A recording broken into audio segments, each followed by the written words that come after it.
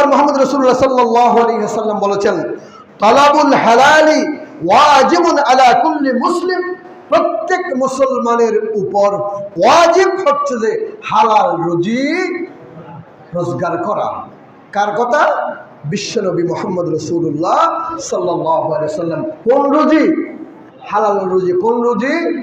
হালাল রুজি, হারাম নয়, হালাল রুজি ওয়াজিব। এটা রাসূলের সকল সাহাবীরা তারা কি ছিলেন?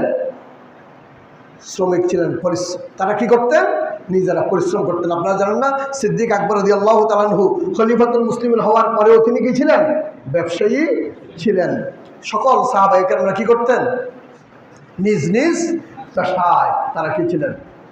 পরিশ্রম করতেন। সকলেই সকলেই, এমনকি আল্লাহর সকল পয়গম্বররা নিজেরাও কি ছিলেন? সকলেই পরিশ্রমী ছিলেন। রাসূল পাক সাল্লাল্লাহু আলাইহি ওয়াসাল্লাম ইরশাদ করেন, মা বাআসাল্লাহু নাবিয়্যান ইল্লা রাআয়াল গানাম। আল্লাহর পয়গম্বর বলেন, সমস্ত পয়গাম, এমন কোন পয়গম্বর নাই যে পয়গম্বর জমিনের মধ্যে কি করেন নাই?